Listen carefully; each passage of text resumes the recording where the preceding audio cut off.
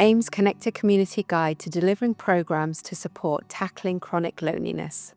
Hi, I'm Safina Jagot, and I'm going to be taking you through this Connected Communities video about delivering programs to support tackling chronic loneliness.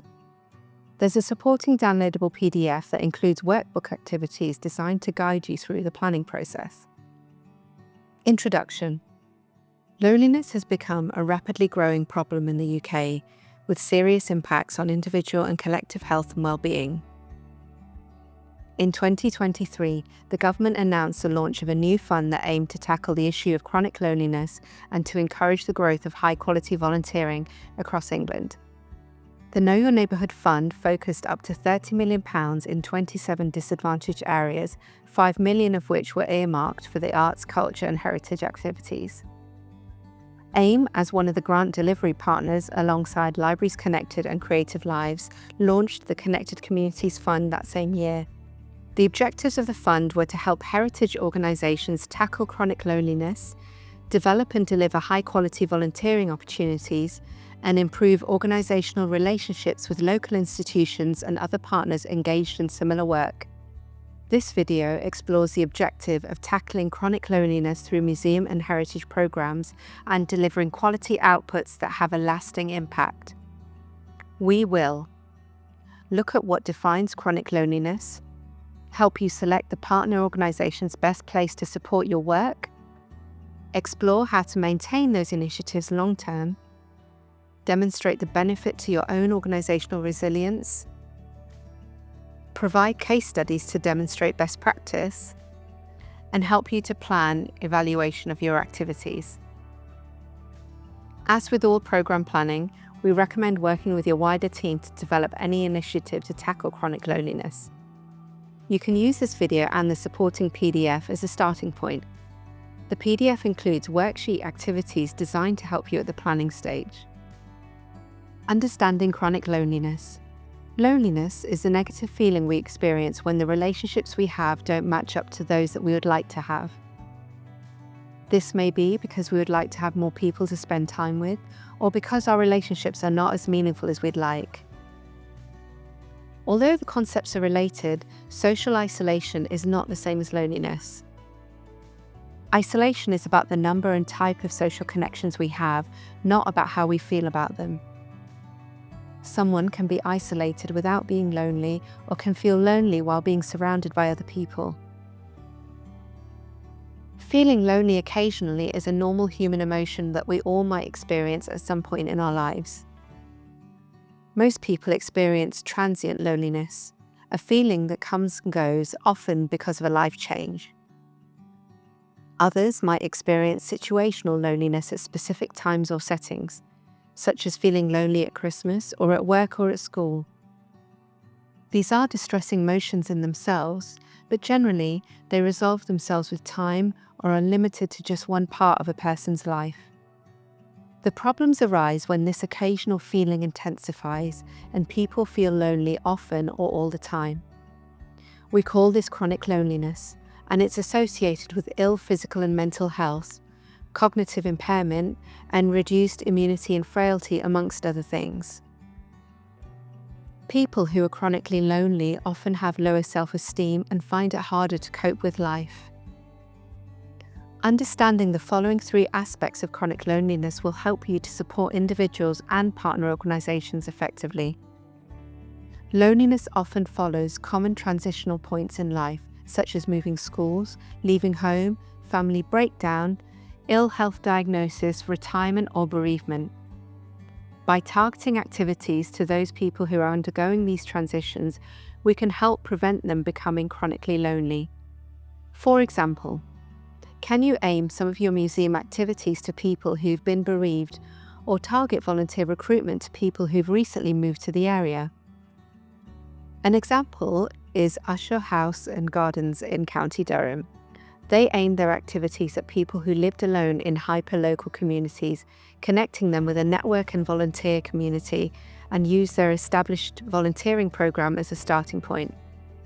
Not everyone is at equal risk of chronic loneliness. Around 8% of adults experience chronic loneliness, but this figure is higher for some groups. For example, disabled people are almost 4 times more likely to experience chronic loneliness than non-disabled people. Children and young people are more likely to feel lonely often compared with any other age group, with children who receive free school meals being 4 times more likely to feel lonely often compared with their peers. Older people who are widowed are 5 times more likely to feel lonely often compared with those who are married, and almost 4 times more likely to feel lonely often if they are in ill health. Carers are 7 times more likely to feel lonely often or always, as are more than 4 in 10 young mothers. Loneliness can lead to negative thoughts and behaviours which can create a vicious cycle. Feeling lonely often leads to feeling sadness, emptiness, helplessness, despair, or shame. In turn, this can influence people's behaviour, causing them to withdraw further from others and leading to even more intense loneliness. Understanding this downward cycle of loneliness is key to breaking it. By understanding these 3 aspects, you'll be better placed to create a program that effectively tackles chronic loneliness and brings positive change into people's lives. Building a culture that tackles loneliness. There are several ways you can use this knowledge to embed good practice across your activities. 1. Reduce the stigma of loneliness. There is still widespread social stigma around loneliness, which can lead to feelings of shame and helplessness. Here are some things you can do to help break this stigma. Remember that loneliness is an emotion, not a state of being. Avoid using terms like lonely people. Being open about loneliness. When staff share their experience of loneliness, or when loneliness is discussed with volunteers or participants, it can reduce a taboo surrounding it. Everyone's journey out of loneliness is different. Expecting people to recover from loneliness at the same speed isn't going to work, and it can increase stigma. Understanding this can help you tailor your activities and approach. 2. Create environments that alleviate loneliness. It's not enough just to bring people together. People can still feel lonely when surrounded by others. Create spaces that are inviting and welcoming. Remember that loneliness can cause people to lose confidence. Encourage staff and volunteers to welcome participants personally, help them find their way, and introduce them to 1 or 2 others so they don't have to approach strangers by themselves. Build opportunities for connection outside the activity. The tea break or the conversations in the corridor are just as important as the main event. Some people might find it easier to talk in these informal settings, and there are opportunities for people to share other interests and experiences. Welcoming spaces are a shared responsibility.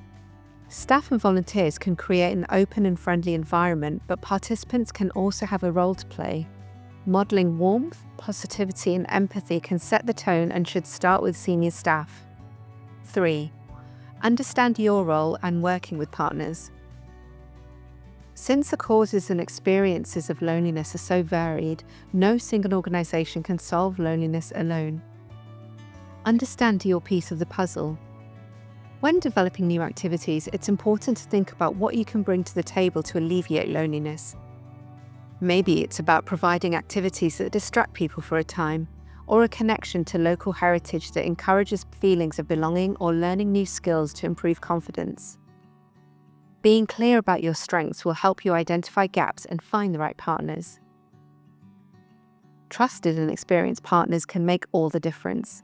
Loneliness can make people feel fearful or uncertain. Working with organisations who are already connected and trusted can help people feel more confident about coming to a new activity or venue. Your activity may not be enough. Some people will need longer-term or specialist support that you can't give. Think about how you'll handle this before you begin your activity. Building referral relationships with social prescribing teams, specialists or acute services, helplines or other community groups mean that you can have partners to draw on over time. Chronic loneliness is complex, but thoughtful planning can help create programs that have positive and lasting impacts. Things to consider. Before beginning any project, particularly one that involves vulnerable communities, there are things that you need to consider at the early planning stage. 1. Skills and expertise. Within your teams, you'll have a vast range of skills, expertise, and lived experiences relating to living with chronic loneliness that you may not be aware of. Open your planning period to the wider team and ask for contributions. Some members of the team may already be an integrated part of the community you want to reach. If you don't have anyone with skills, expertise, or lived experience within these communities, look for partner organisations that do. This will enable you to be involved with the work without centering yourself as the lead delivery organisation. 2. Money. In plain terms, does your organisation have the funds or unrestricted reserves to carry out this work properly? If not, are there partner or stakeholder organisations who would be willing to fund it? Would a local business or trust sponsor the work? Which funder does this project most align with in terms of criteria and outcomes? Most of us will have to apply for funding from an external source. Be aware of their timescales for outcomes and add approximately 4 weeks for the final paperwork to be completed, press releases to be signed off, and any loose ends to be tied up before you can begin. Factor in reporting and other funder requirements within your planning. 3. Safeguarding. The planning process is a good time to make sure all those policies and procedures are up to date, particularly this. Use this time to check the policy, run through the procedures, and refresh everyone's training to make sure both the participants and the team are supported and safe throughout. 4. Capacity. Before beginning any new project, we urge people to take a moment to consider their own and the organisation's capacity.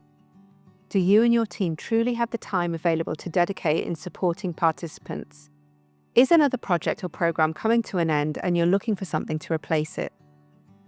Have you just taken on a member of staff or increased volunteer team size and reclaimed some time? If the answer to these questions is no, then you may need to consider using resources or external funding to bring in a new member of staff or carry out a targeted volunteer recruitment campaign. Remember, always check your funder guidelines before applying. Not all grants support staff cost. 5. Building a culture of alleviating loneliness. When you start talking about loneliness, you may realise that some of your staff and volunteers are feeling lonely themselves. Learning about workplace loneliness will help you feel confident about supporting people. By reducing the stigma of loneliness, you'll enable your team to speak openly without fear of judgment about their own experiences and the emotions around it. Create safe spaces and/or times when people can come to you to discuss how they're feeling and how the project is impacting their own chronic loneliness. And don't forget to support your own mental health and well-being. Take regular breaks, get yourself out of the building, and don't check emails out of hours. These are just 3 simple steps that you can take to look after yourself. If you are feeling vulnerable, overwhelmed, or worried about your own well-being, speak to another member of the team and ask for support. Demonstrate the culture you want to embed in your organisation. Planning activity. We are now at the planning stage. In the downloadable toolkit, you'll find a planning activity designed to help you using carefully chosen questions as prompts to guide you. You can adapt the questions to better suit your organisation. This has actually been developed with a small to medium-sized museum in mind, with a small staff team supported by a larger group of volunteers. We'd recommend that you always do activities like this with your team.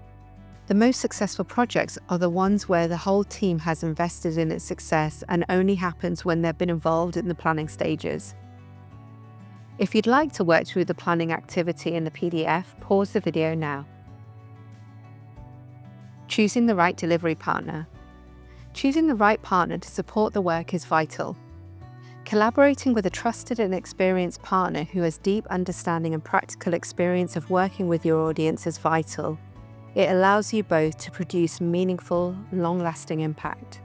For the partner organisation, working this way brings numerous health benefits, including extended reach of their activities, wider community advocacy, and new experiences for their participants. For successful partnership working, we recommend the following. Have your conversations early. Be clear about what it is you want to achieve. Establish timescales and costs from the start. Never underestimate how long it can take to get a partner organisation on board. Establish the boundaries and the role requirements from the start. Set up a partnership agreement so both parties understand the extent of their involvement and the terms of reference. Meet regularly throughout both the planning and the delivery process. Approach delivery in a flexible and adaptive manner for the best results. Remember, working in this equitable, collaborative way means that you're both approaching the project as equal partners. You both bring skills, experience, and knowledge that can benefit participants.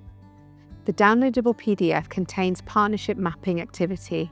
It's designed to help you plan this aspect of your project, from the initial consultation to post-delivery conversations. Again, we'd recommend working with your team for the first draft and revisiting it once the identified partner organisation is on board. Now feel free to pause this video to work through this next exercise. Thinking long-term. Traditionally, projects have a short life, delivered within a timeframe set by constraints around staff capacity and funding. However, when working with vulnerable communities, this approach can be actively detrimental. At best, the participants may feel a gap and the loss of connection when the project ends. At worst, they can feel abandoned, used for a short time to acquire funding, and the negative feelings they're experiencing before the program could be exacerbated. If you're aiming to alleviate chronic loneliness within your community, it's really important that, much like your volunteering or learning programs, you're in it for the long term. During this planning stage, it's really important to address the question of sustainability by asking the following questions. Can this be factored into our regular programming? Consider here if you have the physical space to accommodate it, the staff and/or volunteers. How does it fit within the matrix of your existing program? Who will have responsibility for maintaining this program? Will this fall under your remit, the learning officers, or someone else's? Will you need to extend someone's hours or create a job share role? How will this be funded in the long term? It can be difficult to get continuation funding from a grant provider, so you'll need to consider how this program can be supported in the future. By using the evaluation as an advocacy tool, you can approach local businesses for sponsorship or hold fundraising drives. It may be worth considering a one-off annual event where all the money raised goes directly to supporting the program. When fundraising, always be clear on how the money will be used and the benefit to participants. You can get further fundraising advice with the AIM's Successful Fundraising at Museums guide on their website. Another question: what will the program look like in 12 months' time? All successful programs shift and adapt in response to feedback from participants and partner organisations. You may not be able to sustain the program at its initial level, but could it be scaled back to continue? Use the evaluation to establish what worked well and what didn't. Where you're best to focus your energies and resources in sustaining it, and what can be put to one side until you have more funding to support it. Community activity. When we create an activity or program that we want to engage our communities in, we need to approach the development from the perspective of a potential participant. There can be numerous barriers to a person taking part in something. Not all of them are visible, and some will be more easily reconciled than others. Additionally, loneliness can cause people to lose confidence, feel mistrustful, and withdraw into themselves. Trying something new or even starting conversations will be harder for people who are feeling lonely. This is where pre-project consultation becomes invaluable, and the efforts you've made building that partner and relationship will pay off. Use that relationship now to carry out a consultation with the audience they support. This should be done in a setting that participants are comfortable in and familiar with, which may not be in the museum. Plan a fun activity, a talk, a workshop, or whatever the partner organisation recommends, and include an opportunity for feedback during the session. Remember, Informal conversations can provide valuable information that can help a museum structure their programming around participant needs, to build those non-existent relationships with those new audiences and determine how best to market their activities to reach those audiences. Things to consider when planning community activity. Get outside. In the initial stages, think outside of the four walls of your museum. If this is a new audience with no previous contact with the museum or limited engagement with museums in general, they will be unlikely to leap at the opportunity to get involved. You'll need to go to them. Good quality outreach takes time but pays dividends. Listen informally. Always build in time to sit with participants over a cup of tea and talk to them about their lives, how they've enjoyed the experience, and what they'd like to see more of. This should be done informally. The more relaxed they feel about the museum, the more they will engage with it. There's time for formal evaluation later. Partner benefits. Working collaboratively can be time-consuming, but it will bring enormous rewards, not least with the expertise and support that your partner brings. Your partner organisation will have the trust and confidence of the audience you want to reach. Let them guide you during the initial stages and adapt your programming to reflect their advice. Adaptation. Don't set your activity plan in stone, even if you have developed it collaboratively with your partner organisation. Continue to listen to the participants over informal chats, start to gather some more formal evaluation, analyse the results and the conversations. Use that knowledge to regularly review the programming to make sure it still feels like it's meeting the participants' needs. Feeling lonely can be very distressing. Have a plan for when you notice that someone needs additional support. In the downloadable PDF, we have developed an experience mapping activity.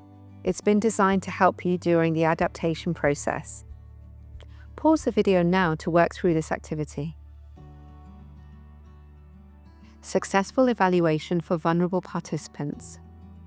Evaluation is how we monitor and review project progress, allowing us to flex and adapt programming according to the participants' needs. It tracks the process of change that your project will have started and ultimately provides the reporting that can be used in future advocacy and fundraising. The downloadable PDF offers further details and tips on evaluation. Some key considerations to ask yourself are: what are you planning to measure? Your project plan should include a set of outputs and outcomes which indicate what success will look like. These help you plan the evaluation by providing the criteria for evidence. That brings us on to asking for evidence. For each outcome, think of a simple question that will indicate whether the outcome has been achieved. With careful planning, you'll find that you don't need to overwhelm people with lots of questions. Vary the ways you ask the questions. The more frequently you gather answers to the same question, the greater your evidence base. As well as paper and online surveys, consider alternative types of creative evaluation. For example, you could ask participants to put stickers on a poster to indicate their response. You could create a physical game where participants respond by moving around the room, or you could record audio responses and transcribe answers anonymously. Share the results. As mentioned previously, evaluation reports are excellent advocacy tools, but before you reach that stage, don't forget to share the results with your teams, with partners, the funders and stakeholders to take them on the journey too. We've come to the end of this session. You can download the PDF to get further information and access to the worksheets. To find out more about the Association of Independent Museums and the work they do, go to www.aim-museums.co.uk. This script was authored by Tonya Collette, with contributions from Ingrid Abro-Scherer, Jenny Wow, and myself, Safina Jagot. Thanks so much for listening.